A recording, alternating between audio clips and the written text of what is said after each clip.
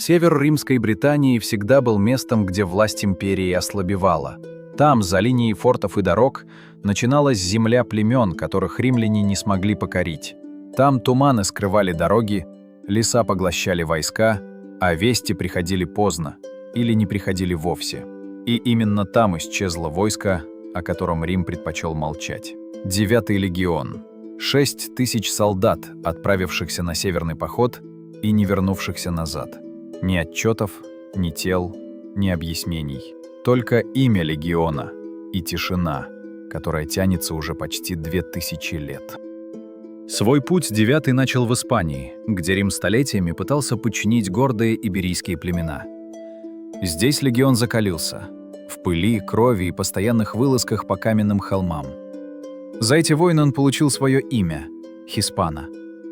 Легион жесткий, упрямый, быстрый. Именно таким он понадобился Юлию Цезарю, когда тот начал покорение Галлии.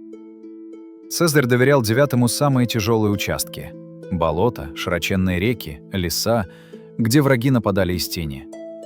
Легион нес тяжелые потери, но всегда возвращался. Меньше числом, но крепче духом. Когда Рим наконец повернул взор на Британию, край туманов, болот и племен, которые не признавали никакой власти, кроме собственной, 9-й был среди тех, кто высадился первым. И именно он первым столкнулся с яростью королевы Боудикки. В битве под Камолодунумом 9-й был почти полностью уничтожен. В живых остались лишь те, кого с поля боя унесли раненые кони и римское чудо удачи. Но поражение не сломало легион.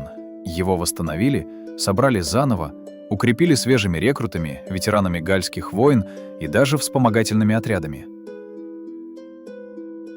Став стражем северной границы, 9-й легион десятилетиями держал линию там, где заканчивалась цивилизация и начиналась земля, которую римляне называли одним словом — барбарикум.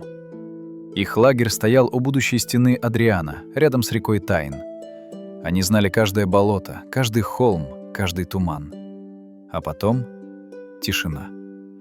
Около 120 года нашей эры 9-й отправился на север, чтобы подавить очередное восстание. Это была обычная для Британии тревога. Легион двигался через леса, холмы, туман, так же, как много раз до этого. Но на этот раз он не вернулся. Не сохранилось ни рапортов, ни писем, ни императорских указов. Словно кто-то взял и вырвал страницу из истории Рима. 6 тысяч солдат исчезли без следа. Археологи до сих пор находят на севере Британии отдельные фрагменты. Пряжки, наконечники копий, обломки щитов. Но ни лагеря, ни братских захоронений, ни следов возвращения. Одни ученые считают, что 9-й был полностью уничтожен северными племенами. Другие, что его тихо перевели на восточные границы империи, где он растворился в череде войн. Есть и третья теория — легион просто бросили. В землях, где туман гуще римской памяти и где каждый холм хранит собственную легенду. Так 9-й легион стал не просто армией, он стал загадкой. И пока в шотландских болотах находят ржавые римские клинки, эта загадка остается живой.